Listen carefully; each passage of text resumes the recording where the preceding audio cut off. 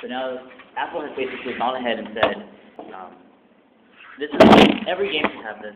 We're going to give leaderboards, matchmaking, achievements, trending, make it available to everyone, and just kind of like standardize it.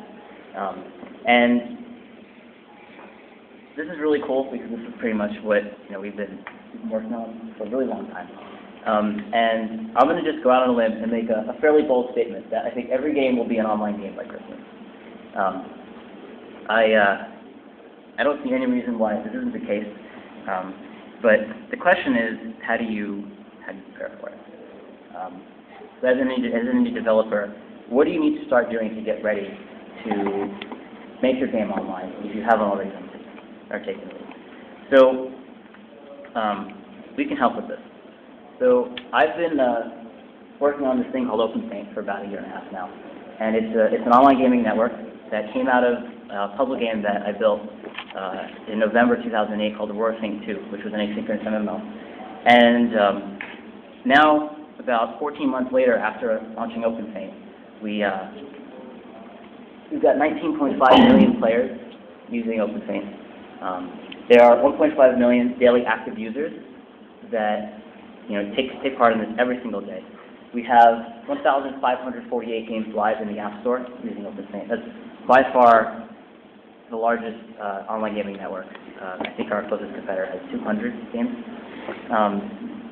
We've got 2,000 games that are in development. People are working on tweaking, adding leaderboards to. We've got 500 million high scores submitted since the launch of the service. It's a tremendous amount, and 100 million achievements. The fantastic part about this Game Center thing is that Apple has effectively validated what we're doing. We've had this vision of Xbox Live means Facebook app platform for iPhone, and we've executed on the Xbox Live part. And Apple found it so valuable that they've now gone ahead and they're adding it directly into the iPhone SDK, which is really cool personally because it means we've been doing the right thing, and you guys have all voted, and Apple's listened, and they're making this part of their service. So it's important though to think now, what the heck happens to Feint, right? Like they announced Game Center, you might be thinking, oh crap, Feint's dead because the iPhone SDK is not going to be doing this stuff. But I mentioned that Feint, the vision was Xbox Live meets the Facebook app platform, and that we've really executed on the Xbox Live part, enabling online games. So the way that we look at Feint is it's this layer of online game services, leaderboards, achievements, matchmaking, friends, that allows the game to go online. And it's what we've done, and it's what Game Center is doing. But where we really want to go is with the Facebook app platform stuff, which is social game services. And we announced this in February. It's called Feint X. And it's basically the idea of enabling free-to-play games on iPhone with a new business model that you can hopefully monetize better. On Facebook and on the web, Zynga is leading the charge of this, and they're doing a phenomenal job. And we think the type of games that you'll build on top of Feint X are viral games and synchronous and asynchronous multiplayer games. And this is the full vision of Feint. Now, when Game Center comes in here, what ends up happening is it changes like this. So Game Center comes down here, and basically is used instead of leaderboards and achievements matchmaking from us. Now, it's a really important thing to also understand is that these online game services, I mentioned 500 million high scores submitted. That's a massive, massive number. 1.5 million players log in every day. This stuff costs a lot of money to run. Like, I'm talking boatloads of money. We're a venture-funded company, and there's not a lot of money to be made in this area with these services, with the online game services. But we've been doing it because we're passionate about it. People love it. A lot of you guys here use Feint in your own games, and we really appreciate that. So now Apple's come in and they've said, okay, this is fantastic. We're going to pick up the baton and build it ourselves. And what this lets me do now is take all of the money and time and energy and programmers that I have focusing on online game services and look forward to the future to the Facebook-style services, the social game services that I think will actually help you guys and us make real money. So it still will cost a lot, but hopefully there'll be, something on the other side of it that creates a sustainable business for everybody.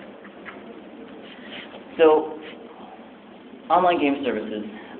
Before, there was Feint, and now Game Center is coming to the picture, and we think everyone should use Game Center. Yeah? What do you think Apple didn't just contact you guys to work with you guys to make it happen? I mean, they've got other companies. And yeah.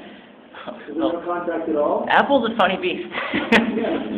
I'll be perfectly honest with you. If there was contact, I couldn't tell you. Because I signed 700 NDAs throughout the course of doing this business. Yeah. But they like to do things their own way. They've got their own particular style, and that's just how they roll.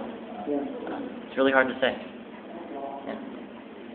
Well, it's going to be a big, for you, I think, as it continues to explode, like you said, it's very expensive to manage all that. And that's probably one of the reasons they're building that big. Everybody's been wondering why Apple built this massive data center and factories, enormous, like 1 million square feet or something like that. Everybody's been saying, why are they building that? What do they need that? Oh my gosh. And if every single game is multiplayer online by Christmas. Yeah, it could be.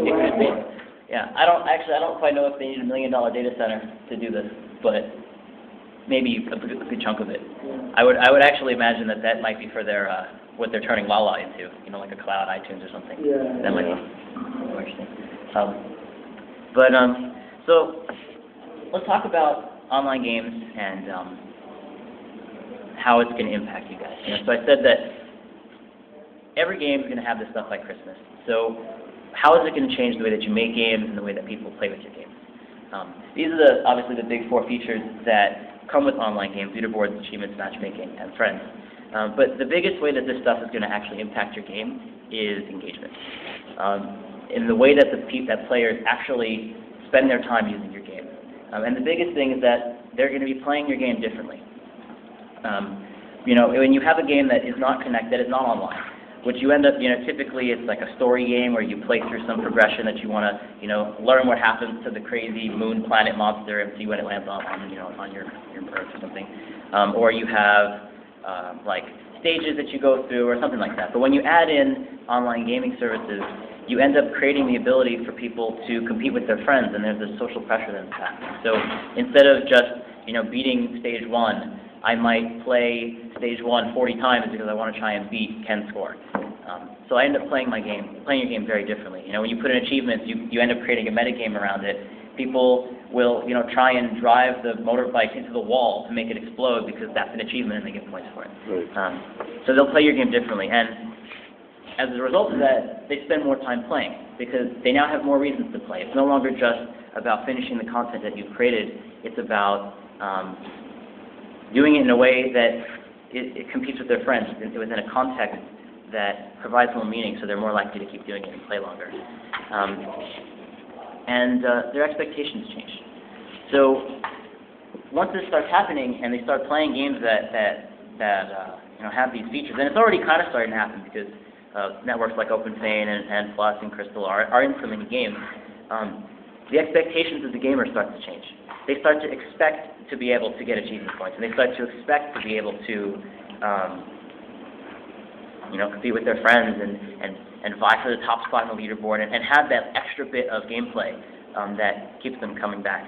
And as it becomes more pervasive, it's no longer going to be just good enough to have it. You're going to have to do it right. You're not going to be able to just stick in leaderboards and say, my game's online. You're going to have to actually put them in your game in a way that